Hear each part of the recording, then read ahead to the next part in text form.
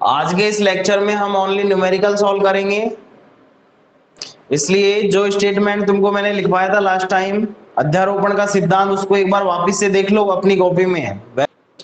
और देखिए न्यूमेरिकल से आपको दूर नहीं भागना है, न्यूमेरिकल आपको सॉल्व करने हैं। अगर कोई प्रॉब्लम आती है न्यूमेरिकल सॉल्व करने में तो वो बेझिझक आप पूछ सकते हो, ठीक है ना, कमेंट करके। और मुझे बोल सकते हो कि सर ये चीज मेरे समझ में नहीं आई, ठीक है ना। तो न्यूमेरिकलों से बिल्कुल भी दूर ना भागें।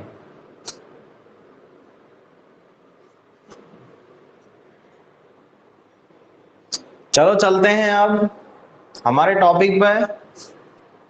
देखो हमारा टॉपिक आज का रहेगा न्यूमेरिकल। आज के लेक्चर में ओनली हम न्यूमेरिकल ही सॉल्व करेंगे, टॉपिक नहीं पढ़ेंगे। जो हमने लास्ट टाइम टॉपिक पढ़ा था उसी पे आधारित न्यूमेरिकल सॉल्व करेंगे। देखो हमने लास्ट टाइम जो टॉपिक पढ़ा था उसका जो स्टेटमेंट था वो स्टेटमेंट क्या था, उस स्टेटमेंट पर ही आधारित जितने भी न्यूमेरिकल हैं। वैसे देखो आपका ये जो टॉपिक है, चलो बोर्ड एग्जाम में तो इसमें से सवाल आता ही आता है, लेकिन कंपटीशन एग्जाम में कोई सा भी एग्जाम अगर तुम दोगे, साइंस से संबंधित कोई सा भी एग्जाम अगर देते हो तो इससे संबंधित, इससे रिलेटेड जो क्वेश्चन है वो 100% पूछा जाता है। ये ध्यान रखना, इंपॉर्टेंट टॉपिक है, न्यूमेरिकल आते हैं इसके। नीट, आईआईटी जो भी एग्जाम दोगे प्रत्येक एग्जाम में तुमको इससे संबंधित सवाल मिलेगा, और इसके जो सवाल होते हैं वो बहुत आसान सवाल है, एक बार ओनली समझ में आना चाहिए। देखो उस दिन भी मैंने तुमको बताया था वैसा ही एक न्यूमेरिकल और मैं सॉल्व करवाता हूँ, फिर थोड़ा सा स्टैंडर्ड हम बढ़ाएंगे सवाल का, और वो सवालों को किस तरीके से सॉल्व करेंगे इस लेक्चर में हम देखेंगे।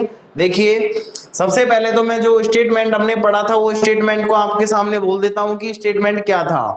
देखिए अध्यारोपण का जो सिद्धांत था आवेशों के लिए वो ये कहता है कि भाई ध्यान रखना, अगर मान लो तुमको ओनली इतना सा ध्यान रखना है, अगर कोई भी दो आवेशों के बीच में अगर तुमको बल का मान निकालना है, कोई भी दो आवेश, ओनली दो आवेशों के बीच में बल का मान निकालना है, तो तुमको सीधा बिना सोचे समझे कौन सा नियम लागू करना है वहां पे, कूलाम का नियम, जिसका फॉर्मूला होता है F बराबर K, Q1 का परिमाण Q2 का परिमाण बटे में होता है R स्क्वायर। ये फॉर्मूला यूज करना है अगर ओनली दो आवेशों के बीच में बल निकालना है तो। लेकिन ध्यान रखना अगर आवेश दो से अधिक हो, तीन हो, चार हो, पांच हो या इससे भी अधिक हो, तो उस कंडीशन में हम बल का मान किस तरीके से निकालते हैं वो यहाँ पे काम करेगा अध्यारोपण का सिद्धांत। यानी कि दो से अधिक आवेशों के लिए अगर बल का मान निकालना है तो हमको यहाँ पे अध्यारोपण के सिद्धांत का उपयोग करना पड़ेगा। अध्यारोपण का सिद्धांत क्या कहता है, देखिए अध्यारोपण का सिद्धांत ये कहता है, अध्यारोपण का सिद्धांत ये कहता है कि किसी भी एक आवेश पर लगने वाले परिणामी बल का मान, किसी भी एक आवेश पर लगने वाले परिणामी बल का मान उसके चारों ओर उपस्थित जितने भी आवेश हैं सबके कारण उस आवेश पर लगने वाले बलों के सदिश योग के बराबर होता है। क्या होता है, उस आवेश पर लगने वाले बलों के सदिश योग के बराबर होता है, यानी कि उसके चारों ओर जितने भी आवेश है ना, सभी आवेशों के कारण उस पर बल निकालो और सबका क्या कर दो, सदिश योग कर दो। और सदिश योग करना तुमने 11th क्लास में पढ़ा है, वैसे उस दिन मैंने तुमको बता दिया था। ध्यान रखना दो सदिश अगर एक ही दिशा में है तो उनका सदिश योग कैसे करेंगे, दोनों को जोड़ दो, ठीक है ना। और अगर दो सदिश विपरीत दिशा में है तो ध्यान रखना एक को प्लस में लेना है, दूसरे को क्या लेना है, माइनस में लेना है। सदिश योग दिशा का ध्यान में रखते हुए योग करना है हमको। और अगर मान लो एक ही दिशा में भी नहीं है दोनों सदिश और विपरीत दिशा में भी नहीं है, किसी कोण पर झुके हुए हैं, जैसे 30 डिग्री हो, 60 डिग्री हो, 45 डिग्री हो या फिर 90 डिग्री हो, जो भी है, अगर मान लो एक ही दिशा में भी नहीं है और विपरीत दिशा में भी नहीं है तो वहां पे तुमको फॉर्मूला यूज करना पड़ेगा आर बराबर, आर का मतलब वहां पे परिणामी है, अगर बल निकालते हैं तो परिणामी बल को एफ नेट के द्वारा व्यक्त कर सकते हो, एफ के द्वारा भी कर सकते हो, उससे कोई फर्क नहीं पड़ेगा, ठीक है ना। सिंबल आप अपने हिसाब से जो भी यूज करते हो, एफ नेट, नेट इसलिए लगाते हैं क्योंकि नेट का मतलब होता है परिणामी, और बल का मान निकालते हैं इसलिए एफ लगा दिया जाता है। कई जगह तुम एफ सिंबल भी यूज कर सकते हो, ये ध्यान रखना, ओनली एफ सिंबल भी यूज कर सकते हो, इस सिंबल से कोई फर्क नहीं पड़ेगा, तुम्हारा सवाल गलत नहीं होगा, ये ध्यान रखना, ठीक है भाई। अब आगे देखो, आगे अगर मान लो कोई भी दो सदिश थीटा कोण पर झुके हुए हैं, थीटा कोण का मतलब ये है कि 30, 60 जितना भी है अगर एक ही दिशा में है तो जोड़ देंगे, विपरीत दिशा में है तो घटा देंगे। अगर थीटा पर झुका हुआ है तो उस कंडीशन में तुमको फॉर्मूला यूज करना है r बराबर under root p square plus q square plus 2p q cos theta. ध्यान रखना इस फॉर्मूले को जब हम यूज करते हैं तो यहाँ पे हमको परिणामी का मान निकालने के लिए तीन चीजों की आवश्यकता पड़ेगी। तीन चीजों की आवश्यकता पड़ेगी। अब तीन कौन कौन सी आवश्यकता पड़ती है?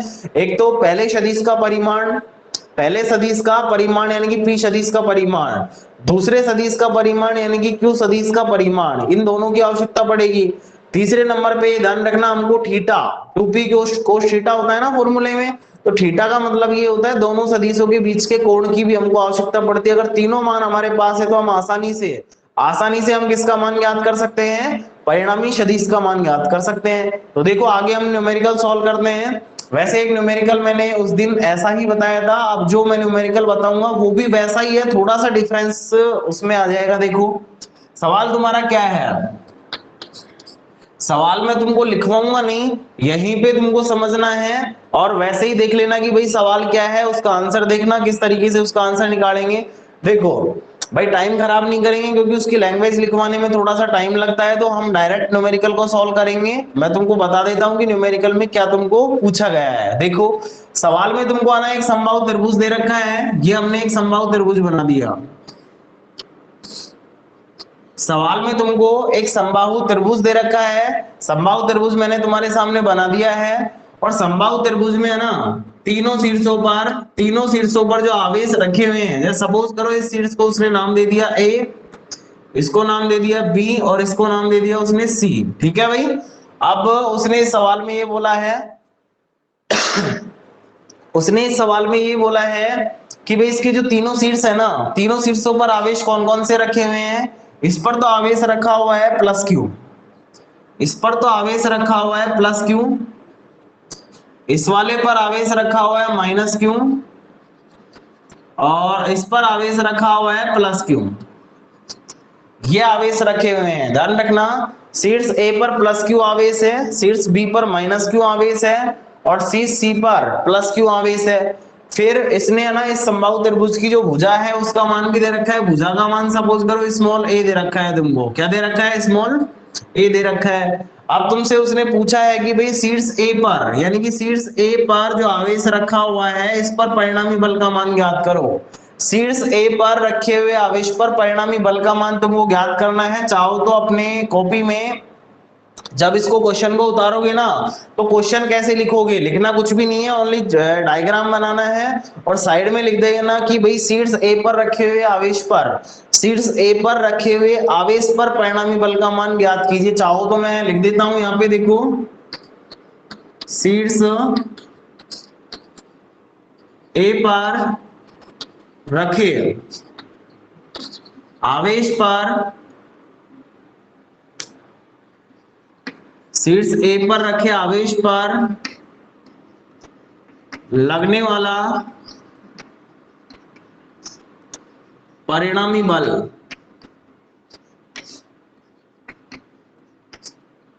ज्ञात कीजिए।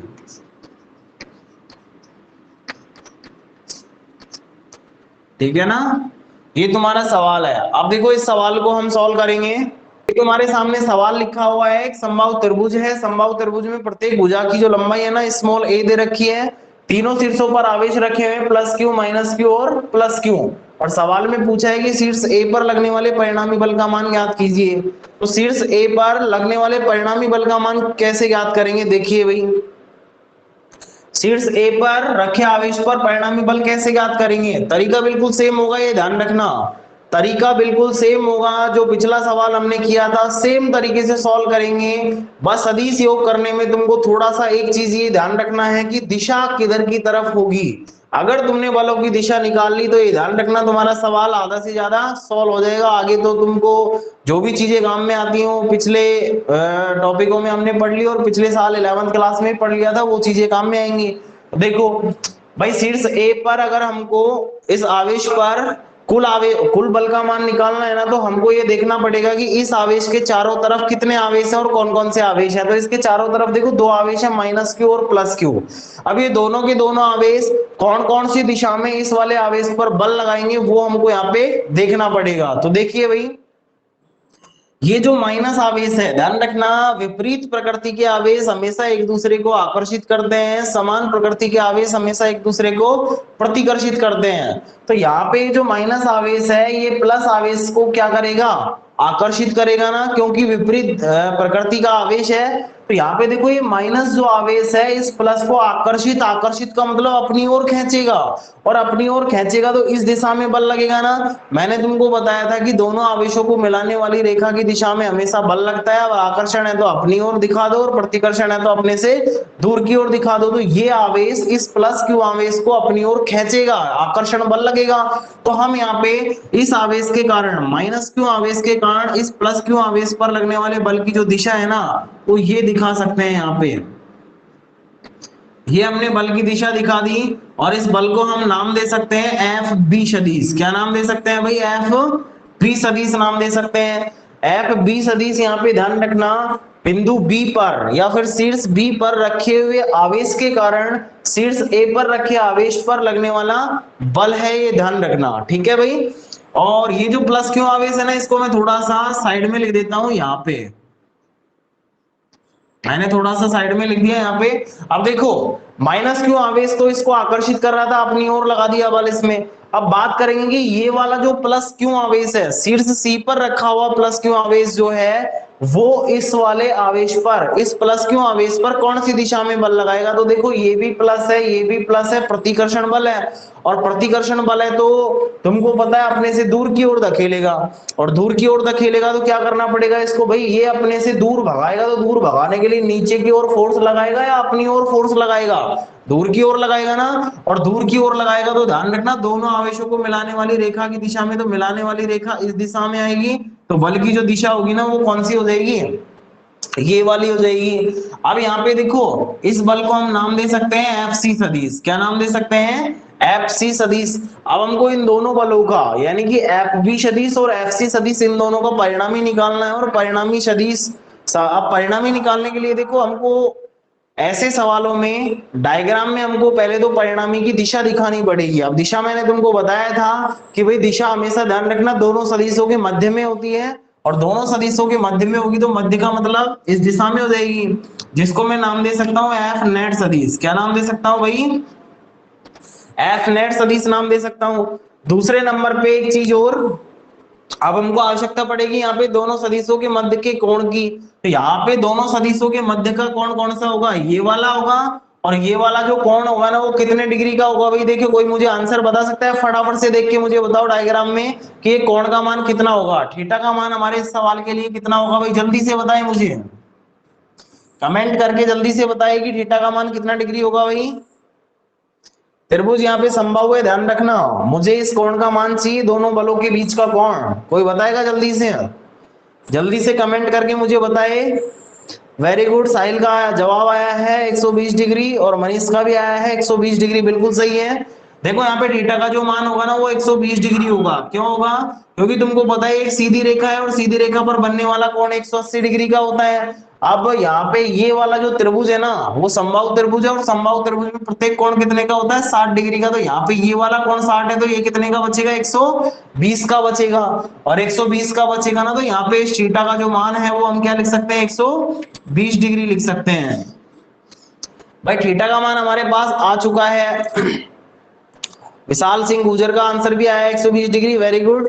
देखो यहाँ पे थीटा का मान हमारे पास 120 डिग्री आया है। अब आगे हम बात करते हैं, थीटा का मान हमारे पास आ गया। पहला काम ध्यान रखना ऐसे सवालों में करना क्या है, पहला काम तुम्हारा है परिणामी की दिशा दिखाओ, दूसरा काम तुम्हारा है थीटा का मान निकालो, तीसरा काम क्या है, तीसरा काम हम यहाँ पे जब परिणामी निकालेंगे ना आर वाले फॉर्मूले से, under root p square q square plus 2p q cos theta, उस फॉर्मूले में हमको दोनों सदिशों के परिमाण की आवश्यकता पड़ती है। तो यहाँ पे हम उन मानों को पहले ही याद कर लेते हैं। तो देखो थीटा का मान तो हमने निकाल लिया, अब दोनों सदिशों के परिमाण यानी कि एफ बी का परिमाण और एफ सी का परिमाण दोनों मान हमको चाहिए। तो दोनों मान निकालने के लिए क्या करेंगे, देखो दोनों मान का मतलब क्या है, एफ बी क्या है और एफ सी क्या है।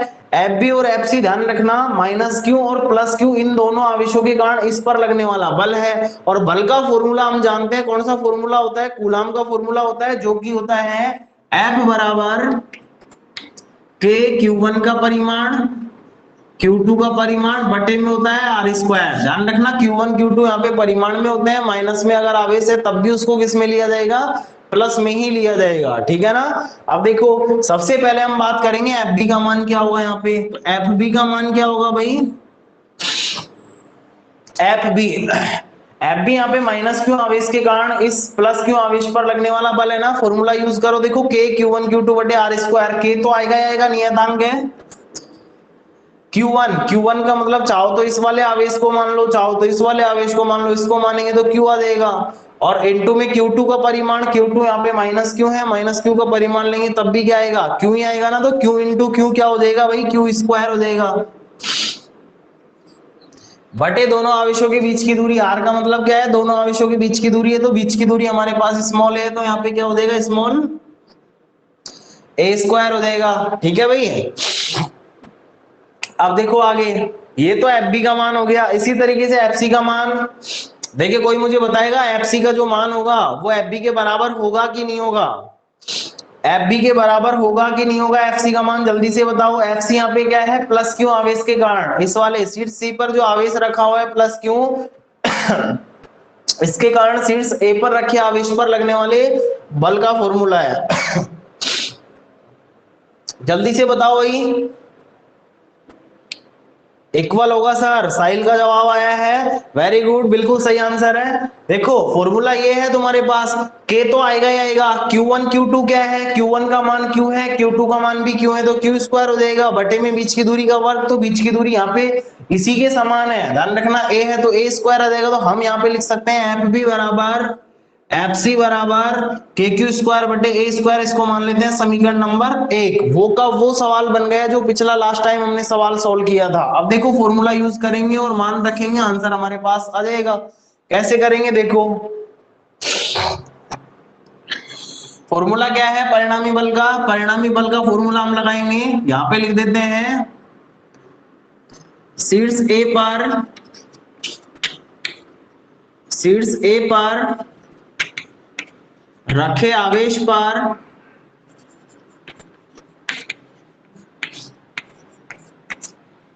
लगने वाला परिणामी बल,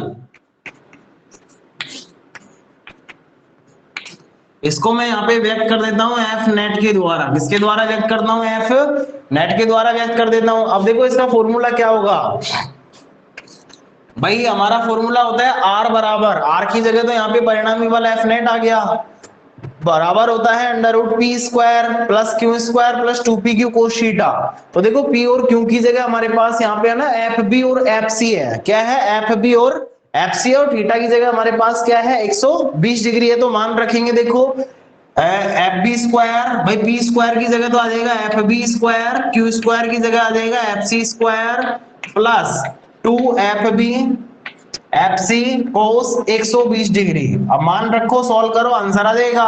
देखो पहली बात तो यहाँ पे FB और FC दोनों मान हमारे पास बराबर हैं समीकरण 1 में, ठीक है ना। तो हम इसको सॉल्व करने के लिए, इस फॉर्मूले को सॉल्व करने के लिए, चाहो तो तुम FB की जगह FC रख दो, चाहे FC की जगह FB रख दो, तो हम यहाँ पे है ना FC की जगह पे FB रखेंगे सभी फॉर्मूला, सारी जगह इस फॉर्मूले में। तो देखो FB स्क्वायर प्लस FC की जगह क्या रखेंगे FB square plus 2 FB into इसकी जगह भी FB रखेंगे तो FB स्क्वायर हो जाएगा। FB स्क्वायर cos 120 का मान कितना होता है भाई, जल्दी से मुझे कमेंट बॉक्स में बताएं, cos 120 का मान जल्दी से बताएं कमेंट बॉक्स में, cos 120 का मान जल्दी से बताएं भाई, जल्दी से बताएं, इतने में पानी पी लेता हूं थोड़ा सा। cos 120 का मान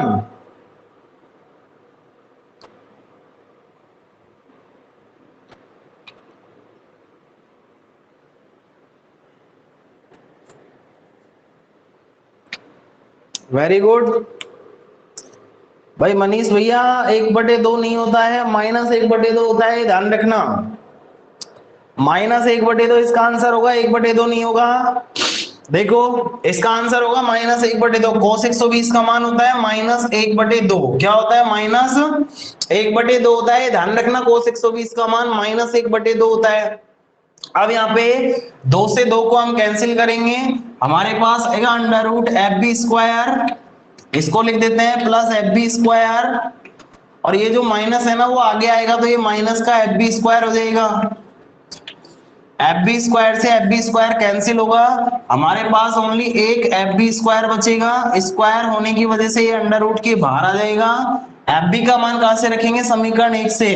तो हम यहाँ पे लिखेंगे समीकरण 1 से मान रखने पर, समीकरण 1 से मान रखने पर तो हमारे पास एफ नेट का जो मान आएगा ना, एफ नेट का जो मान आएगा वो क्या आएगा भाई? एफ नेट का मान हमारे पास आ जाएगा KQ² बटे हमारे पास आ जाएगा A²। ये हमारा क्या होगा? फाइनल आंसर होगा। ठीक है भाई, अब इस सवाल को जल्दी से नोट कर लें और फिर इसके बाद हम अगला सवाल सॉल्व करेंगे। जल्दी से इसे नोट कर लीजिए।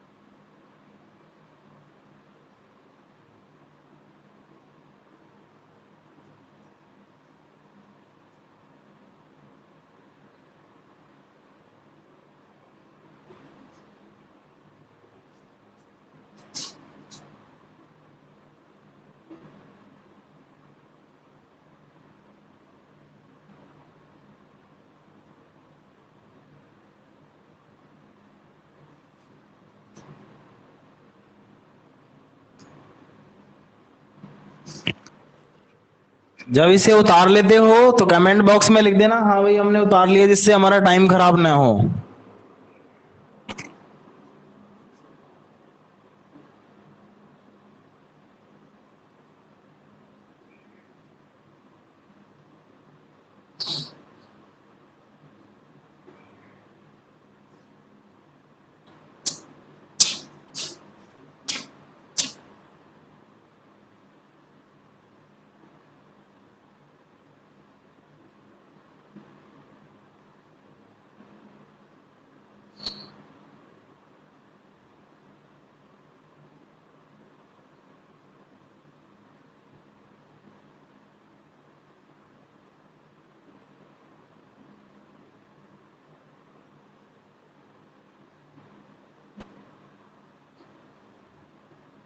जल्दी से उतारें भाई, जल्दी से उतारें।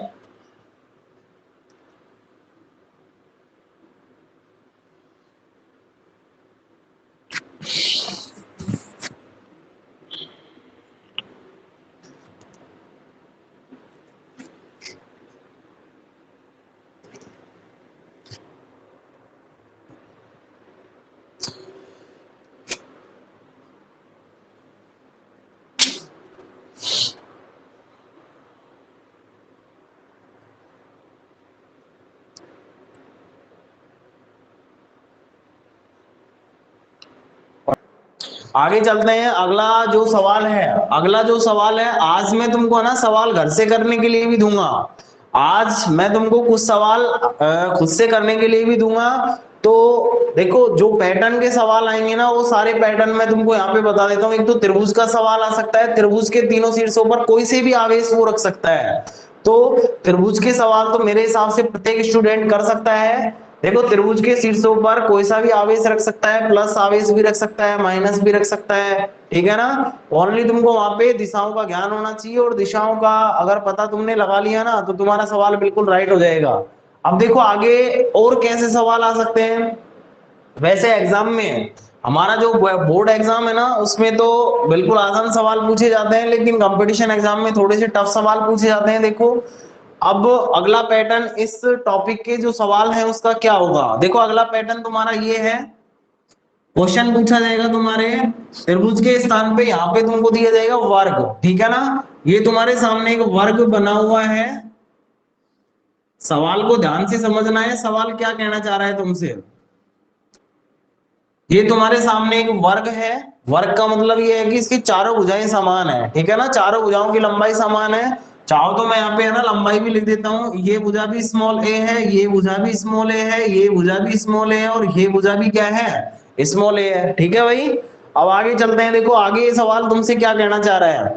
आगे तुमसे ये सवाल ये कहना चाह रहा है कि भाई ये शीर्ष को मैं नाम दे देता हूँ। सवाल कह रहा है कि ये शीर्ष तो ए है, ये बी है, ये सी है, और ये क्या है, डी है।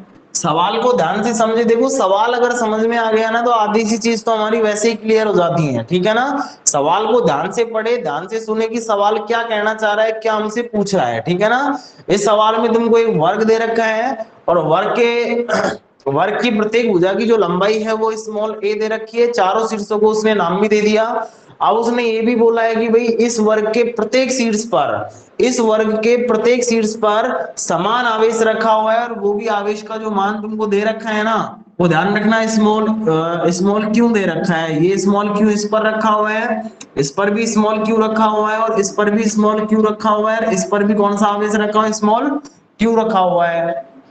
अब सवाल में तुमसे ये पूछा गया है कि भाई कोई से भी एक शीर्ष पर, कोई से भी एक शीर्ष पर रखे हुए आवेश पर क्या निकालना है तुमको, परिणामी बल निकालना है। तो सपोज करो कोई से भी एक शीर्ष का मतलब ये है कि हम ए पर निकाल लेते हैं, किस पर निकाल लेते हैं, हम ए पर लगने वाले परिणामी बल का मान ज्ञात कर लेते हैं। तो हम क्या करेंगे, ए पर लगने वाले परिणामी बल का मान ज्ञात कर लेते हैं। अब देखो इस चीज को मैं यहाँ पे लिख भी देता हूं, क्योंकि तुमको सवाल उतारना भी है, कॉपी में भी लिखना है, यहाँ पे लिखना है शीर्ष ए पर, शीर्ष ए पर रखे आवेश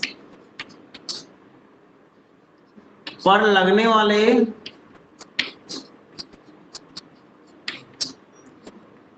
परिणामी बल मान ज्ञात करो। ये सवाल तुम्हारा है, ठीक है भाई। अब देखो सवाल जो है इसको सॉल्व करने के लिए क्या करेंगे हम, भाई पैटर्न तुम्हारा वो का वो है, थोड़ा सा बस चेंज है। वहां पे देखो 3 आवेश थे, यहाँ पे कितने आवेश आ गए, 4 आवेश आ गए, 1 2 3 और 4। इस कंडीशन में हम परिणामी बल का मान कैसे निकालेंगे, देखिए भाई तरीका वो का वो है, तरीका वो का वो है, कुछ भी चेंज नहीं होगा। 11th की जो सदिश वाली चीजें थी वो तुम्हारी क्लियर होनी चाहिए, इसमें कोई ऐसी चीज नहीं आएगी जो तुमने नहीं पढ़ी हो, थोड़ा सा दिमाग लगाना पड़ेगा हमको। देखो इस सवाल को सोल्व करने से पहले, इस सवाल को सोल्व करने से पहले मैं तुम्हारे सामने एक चीज पूछता हूं मैं तुमसे। देखो सपोज करो तुमको 3 संख्याएं दे रखी हैं, 2 दे रखा है, 3 दे रखा है, और एक सपोज करो तुमको 4 दे रखा है। 3 संख्याएं तुमको दे रखी है, 2 3 और 4, और कोई सी भी संख्या हो सकती है, हम एग्जांपल ले सकते हैं, ले रहे हैं यहाँ पे। अब देखो 3 संख्याएं हैं, तुमसे बोला जाएगा कि भाई इन तीनों का योग करो, इन तीनों को परिणामी निकालो। क्या निकालो भाई, इन तीनों का परिणामी निकालो, परिणामी का मतलब इनका योग कीजिए। अब योग जब तुम करोगे, योग जब तुम इन तीनों संख्याओं का करोगे तो क्या तुम एक साथ तीनों संख्याओं को जोड़ सकते हो क्या, बिल्कुल भी नहीं जोड़ सकते हैं। तीनों संख्याओं को एक साथ हम जोड़ सकते हैं क्या, नहीं जोड़ सकते हैं। पहले हम 2 संख्याओं को जोड़ेंगे, 2 संख्याओं को जोड़ने पर उनका परिणामी निकालेंगे, और जो परिणामी हमारे पास आएगा उसको तीसरी संख्या के साथ जोड़ देंगे, तो हमारे पास तीनों संख्याओं का क्या आ जाएगा, परिणामी आ जाएगा। जैसे जैसे का मतलब देखो, तीनों संख्याओं को जोड़ने के लिए पहले हम इन दोनों का टोटल करेंगे, इन दोनों को जोड़ेंगे तो हमारे पास इन दोनों का परिणामी क्या आ जाएगा भाई, इन दोनों का परिणामी आ जाएगा हमारे पास 5। क्या आ जाएगा, 5 आ जाएगा। भाई 3 संख्याएं हमारे सामने लिखी हुई हैं, तीनों को हमको जोड़कर इनका परिणामी यानी कि इनका टोटल निकालना है, और टोटल निकालने के लिए पहले हम कोई भी 2 संख्याओं को जोड़ेंगे, और 2 संख्याओं को जोड़ने पर इन दोनों को परिणामी निकालेंगे। जैसे कि यहाँ पे 5 आ रहा है, ठीक है भाई। अब जो हमारे पास 5 आ रहा है ना, 5 का मतलब इन दोनों का जो परिणामी आ रहा है 2 और 3 का जो परिणामी आ रहा है 5, इस परिणामी को अगर हम इस 4 के साथ जोड़ देते हैं, यानी कि इस 5 को हम इस 4 के साथ वापिस से परिणामी अगर हम निकाल, हाँ अगर 5 का हम इन दोनों का जो परिणामी हमारे पास 5 आया है, इस 5 का भी हम इस तीसरी संख्या यानी कि 4 के साथ अगर परिणामी निकाल लेते हैं ना, परिणामी का मतलब इसके साथ अगर इसका योग कर देते हैं 5 का 4 के साथ, तो हमारे पास आता है ये 9। कितना आता है भाई? 5 और 4 कितना आ जाएगा? 9 आ जाएगा। कुल मिला के बात ये है, यहाँ पे हमारे पास संख्याएं थी जो कि अदिश राशि होती है। अदिश राशियों को तो हम डायरेक्ट जोड़ सकते हैं, लेकिन सदिश राशियों का हम कौन सा योग करते हैं? सदिश योग करते हैं। और सदिश योग में हमेशा हमको दिशाओं का ध्यान रखना पड़ता है। अब देखो, हम तीनों संख्याओं को एक साथ नहीं जोड़ सकते थे, इसलिए हमने पहले 2 का परिणाम ही निकाला और सॉरी, दो संख्याओं का जो परिणामी हमारे पास आया है, उस परिणामी को हमने तीसरी संख्या के साथ परिणामी निकाल लिया, तो हमारा फाइनल जो परिणामी हमको निकालना था, तीनों का टोटल निकालना था, वो हमारे पास आ जाएगा। सेम प्रोसेस इस वाले सवाल में होने वाला है। सेम प्रोसेस इस वाले सवाल में होने वाला है। वो इसलिए होने वाला है क्यों? क्योंकि देखो भाई, यहाँ पे हमारे पास शीर्ष ए पर एक आवेश क्यों रखा हुआ है? इस पर परिणामी निकालने के लिए हमको इसके चारों ओर आवेश देखने पड़ेंगे। कितने आवेश है इसके चारों ओर? 1, 2 और 3। इस शीर्ष ए पर जो आवेश रखा हुआ है, इसके चारों ओर 3 आवेश रखे हुए हैं। 3 आवेश रखे हुए हैं, और तीनों जो आवेश है ना, तीनों जो आवेश हैं वो इस शीर्ष ए पर रखे आवेश पर क्या लगाएंगे? बल लगाएंगे। और 3 बल जब लगाएंगे ना, तो तीनों का हमको सदिश योग ही तो निकालना है, क्योंकि हमने स्टेटमेंट ये पढ़ा है, सभी बलों के सदिश योग के बराबर परिणामी बल का मान होगा। तीनों का सदिश योग कैसे निकालेंगे भाई? हमने सदिश योग करने का तो, दो सदिशों का योग करने का तो फॉर्मूला पढ़ा है, r बराबर p square under root p square plus q square plus 2p q cos theta. लेकिन 3 का हमने कोई फॉर्मूला पढ़ा है क्या अभी तक? बिल्कुल भी नहीं पढ़ा। 3 का कोई फॉर्मूला ही नहीं होता है। तो यहाँ पे इस सवाल को सोल्व करने के लिए, परिणामी निकालने के लिए, हमको पहले कोई से भी दो आवेशों के कारण लगने वाले दो बलों का सदिश योग करना है, यानी कि उनका परिणामी निकालना है। और जो परिणामी हमारे पास आएगा, वो तीसरे आवेश के कारण लगने वाले बल के साथ परिणामी निकाल लेंगे ना, तो हमारे पास तीनों का परिणामी आ जाएगा। क्या आ जाएगा? तीनों का परिणामी आ जाएगा, और वो हमारा क्या होगा? फाइनल आंसर होगा। ये ध्यान रखना। तो देखो, इस सवाल को कैसे सोल्व करेंगे।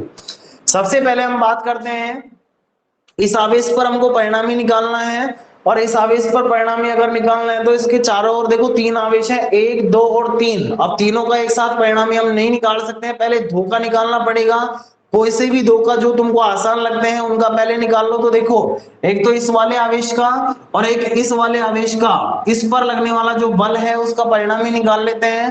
परिणामी निकालने के लिए वही प्रोसेस करना पड़ेगा जो पिछले सवालों में हमने किया था। अब देखो, ये वाला जो आवेश है, इस वाले आवेश पर कौन सी दिशा में बल लगाएगा? प्लस प्लस प्रतिकर्षण। प्रतिकर्षण का मतलब अब तो बल की जो दिशा है वो देखने में किसी भी स्टूडेंट को मेरे हिसाब से प्रॉब्लम नहीं होनी चाहिए। देखो, यहाँ पे समान प्रकृति के आवेश है, प्रतिकर्षण बल लगेगा, कौन सी दिशा में लगेगा? इस दिशा में बल लगेगा। ठीक है भाई। शीर्ष बी पर जो प्लस क्यू आवेश था, वो इस प्लस क्यू आवेश पर लगने वाला जो बल होगा, इस आवेश पर जो इसके कारण लगने वाला बल होगा, वो कौन सी दिशा में लगेगा? इस दिशा में लगेगा, जिसको मैं नाम दे सकता हूं एफ बी सदिश। क्या नाम दे सकता हूं भाई? एफ बी सदिश। एफ बी सदिश क्या है? बिंदु बी पर रखा जो आवेश है उसके कारण बिंदु ए पर जो आवेश है उस पर लगने वाला बल है। ये ध्यान रखना, एफ बी सदिश। क्या है भाई? एफ बी सदिश।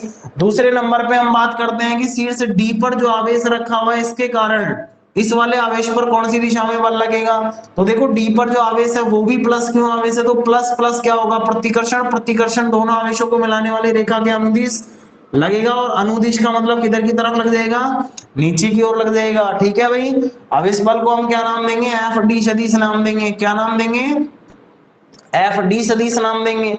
अब यहाँ पे देखो, शीर्ष बी पर और डी पर जो आवेश रखे थे उनके कारण लगने वाले बल, जो हमारे पास एफ बी और एफ डी सदिश हैं, वो एक दूसरे के लंबवत आ रहे हैं। दिशाओं में हमने देखा है, यहाँ पे एक दूसरे के लंबवत आ रहे हैं, और लंबवत का मतलब दोनों के बीच में थीटा का मान कितना होगा?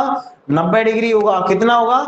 90 डिग्री होगा। अब हम यहाँ पे क्या करते हैं, देखो, पहले हम इन दोनों बलों का परिणामी निकालते हैं। पहले हम इन दोनों बलों का परिणामी निकाल लेते हैं, उसके बाद फिर तीसरे आवेश के कारण लगने वाले परिणामी का मान निकालेंगे। ठीक है ना? तो देखो कैसे निकालेंगे। इन दोनों का परिणामी निकालने के लिए वही टेक्निक हमको अपनानी पड़ेगी जो पिछले सवालों में हमने सॉल्व की है। इन दोनों का परिणामी निकालने के लिए सबसे पहले तो हमको परिणामी की दिशा दिखानी पड़ेगी, और जो दिशा होगी मैंने बताया था दोनों सदिशों के बीच में, तो बीच का मतलब कौन सी दिशा में जाएगा? इस दिशा में जाएगा। इस दिशा में जाएगा। अब हम यहाँ पे क्या करते हैं, इन दोनों बलों का जो परिणामी है उसको मैं एफ के द्वारा व्यक्त कर देता हूं, एफ सदिश के द्वारा। किसके द्वारा व्यक्त कर देता हूं भाई, एफ सदिश के द्वारा। मैंने तुमको बताया था परिणामी को एफ नेट के द्वारा भी व्यक्त कर सकते हो, एफ के द्वारा भी कर सकते हो, उससे कोई फर्क नहीं पड़ेगा, ठीक है ना। तो मैंने यहाँ पे है ना इन दोनों बलों का जो परिणामी है उसको एफ सदिश के द्वारा व्यक्त कर दिया है। दूसरी बात, यहाँ पे जो थीटा होगा ना, यहाँ पे जो थीटा होगा ये कोण, ये सभी को पता होगा, यहाँ पे थीटा का मान कितना होगा भाई 90 डिग्री होगा। दूसरी बात, हमको इन दोनों का परिणामी निकालने के लिए यानी कि एफ निकालने के लिए हमको इन दोनों का परिमाण की भी आवश्यकता पड़ेगी। तो यहाँ पे एफ डी और एफ बी इनके मान क्या होंगे भाई, देखिए मुझे कोई बता सकता है एफ बी और एफ डी समान होंगे या अलग अलग होंगे? एफ बी और एफ डी दोनों के मान समान होंगे कि अलग अलग होंगे भाई, जल्दी से बताएं। एफ बी और एफ डी समान होंगे कि अलग अलग होंगे, जल्दी से बताए कमेंट बॉक्स में।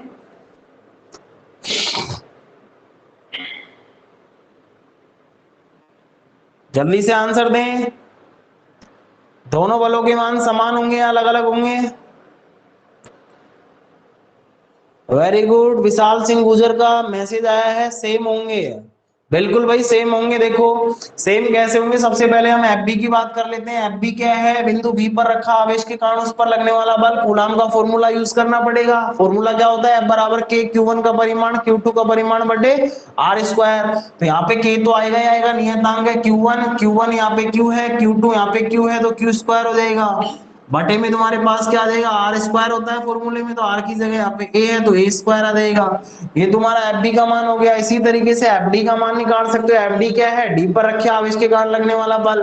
तो यहाँ पे इस बल का मान अगर निकालते हो तो वही फॉर्मूला के Q1 Q2 बटे क्या होता है, आर स्क्वायर। तो के तो नियतांक है, नियतांक तो ऐसे कैसे आ जाएगा, Q1 का मान क्या है, Q है, Q2 का मान भी क्या है, Q है, तो Q स्क्वायर हो जाएगा बटे में आर स्क्वायर। आर का मतलब यहाँ पे भी दूरी का मान क्या है, A। तो कहने का मतलब ये है दोनों बलों का मान यहाँ पे समान होगा। तो हम यहाँ पे लिख सकते हैं एफ बी बराबर एफ डी बराबर क्या होगा हमारे पास, के क्यू स्क्वायर अपॉन ए स्क्वायर। तो इसको हम मान लेते हैं समीकरण नंबर 1। भाई हमारे पास यहाँ पे एफ बी और एफ डी दोनों का मान समान है, और दोनों का मान समान होने के कारण हमारे पास फॉर्मूला बन रहा है के क्यू स्क्वायर बटे ए स्क्वायर। अब देखो परिमाण भी हमारे पास आ चुका है, थीटा भी हमारे पास आ चुका है, और दिशा भी हमने निकाल ली है। तो हम परिणामी का मान ज्ञात कर सकते हैं ना। इन दोनों बलों का जो परिणामी बल होगा इसका मान हम ज्ञात कर सकते हैं। देखो कैसे, फॉर्मूला यूज करेंगे भाई, बिंदु बी और बिंदु डी इन दोनों आवेशों के कारण लगने वाला जो परिणामी बल है ये एफ है। इसका मान कैसे निकालेंगे, तो हम यहाँ पे लिखेंगे शीर्ष बी व डी पर रखे आवेशों के कारण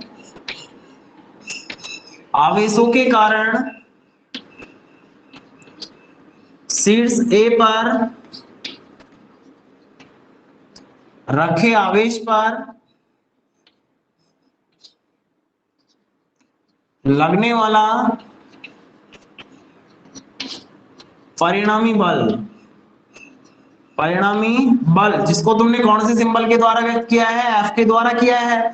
अब इस एफ का फॉर्मूला क्या बनेगा भाई, under root p square plus q square plus 2p q cos theta. तो p की जगह तो तुम्हारे पास एफ बी है, q की जगह तुम्हारे पास एफ डी है। तो तुम्हारा फॉर्मूला बनेगा F B square plus F D square plus 2fb into F D into में कोस थीटा। थीटा का मान कितना आएगा भाई 90 डिग्री। कोस 90 का मान कितना होता है सभी को मालूम होगा, जल्दी से कमेंट बॉक्स में बताएं मुझे कोस 90 का मान कितना होता है, जल्दी से बताएं, जल्दी से बताएं भाई कोस 90 का मान। अरे ढंग से याद करो, 1 नहीं होता है, ढंग से थोड़ा सा। हाँ सचिन ने बताया 0 होता है, वेरी गुड। देखो इसका आंसर 0 होगा, ध्यान रखना। cos 90 का जो मान होता है ना वो 0 होता है, 1 नहीं होता है। कई स्टूडेंटों का आंसर आया 1 नहीं होता है, इसका आंसर क्या होता है 0। cos 90 का मान कितना होता है 0 होता है, ध्यान रखना भाई। sin 90 का मान 1 होता है, ये ध्यान रखना। अब देखो समीकरण 1 से हम क्या कर सकते हैं, एफ बी बराबर क्या है, एफ डी है, तो एफ डी के स्थान पे क्या रखेंगे हम, एफ बी रखेंगे ना। तो फॉर्मूला हमारा बनेगा एफ बराबर under root F B square. ऐसे कैसे, FD के स्थान पर हम क्या रखेंगे, FB रखेंगे, तो ये भी क्या हो जाएगा, FB स्क्वायर हो जाएगा प्लस 2FB इंटू FD है तो FD के स्थान पर भी अगर हम FB रखेंगे ना तो ये FB स्क्वायर हो जाएगा। cos 90 का मान कितना होता है, 0 होता है। अगर 0 को हम इससे गुणा करेंगे तो ये वाला जो पद है ना वो पूरा ही क्या हो जाएगा, 0 हो जाएगा। तो हमारे पास अंदर बचेगा under root FB square plus FB square, तो ये हो जाएगा अंडर रूट 2FB स्क्वायर।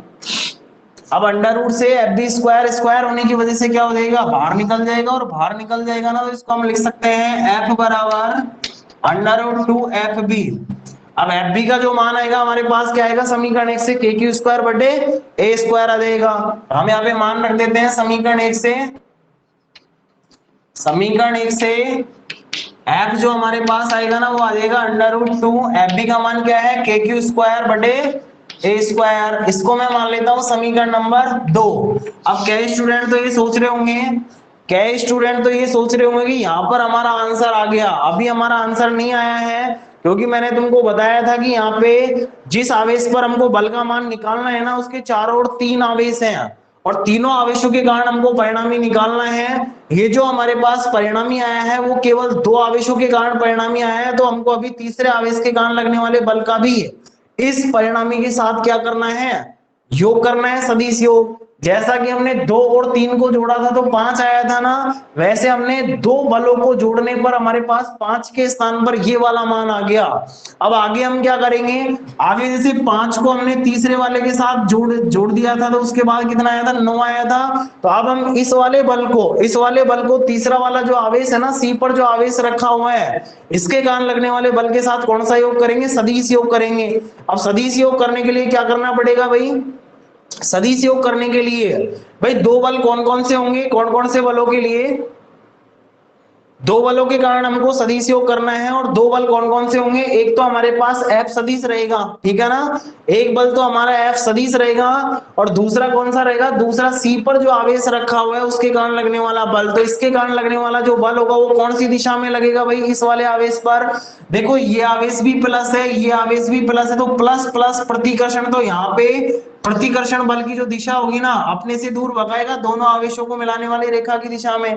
तो देखिए यहाँ पर जो बल की दिशा होगी, ये वाला जो तीसरा आवेश है इसके कारण इस वाले आवेश पर लगने वाले बल की जो दिशा होगी, देखिए जल्दी से मुझे कमेंट बॉक्स में बताएं कि नीचे की तरफ होगी या ऊपर की तरफ होगी भाई, जल्दी से बताएं नीचे की ओर होगी या ऊपर की ओर होगी, जल्दी से मुझे बताओ इस बल की दिशा नीचे की ओर होगी या ऊपर की ओर होगी, जल्दी से बताएं,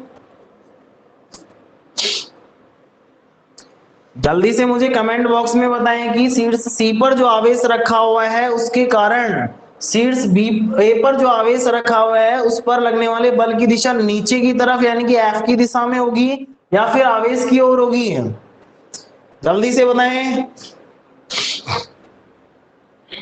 वेरी गुड, नीचे की ओर होगी, सही है, बिल्कुल सही है। देखो नीचे की तरफ होगी क्योंकि प्लस प्लस प्रतिकर्षण बल लगेगा, और प्रतिकर्षण का मतलब नीचे की ओर इसको धकेलेगा। तो यहाँ पे जो तीसरा आवेश है इसके कारण लगने वाले बल को मैं FC सदिश के द्वारा व्यक्त कर देता हूँ, और FC सदिश के द्वारा व्यक्त करूंगा ना तो यहाँ पे FC सदिश और F सदिश दोनों के दोनों एक ही दिशा में आएंगे।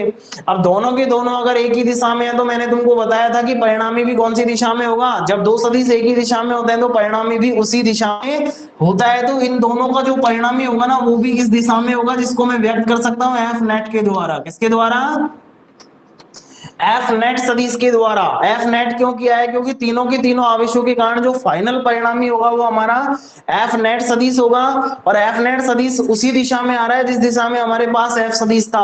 अब इस परिणामी का जो मान होगा, जब 2 सदिश एक ही दिशा में होते हैं तो उनका परिणामी किसके बराबर होगा, दोनों के योग के बराबर। तो दोनों को हम जोड़ देंगे तो हमारे पास किसका मान आ जाएगा, परिणामी का मान आ जाएगा। तो देखिए हम यहाँ पे लिखेंगे शीर्ष C पर, सॉरी शीर्ष A पर रखे आवेश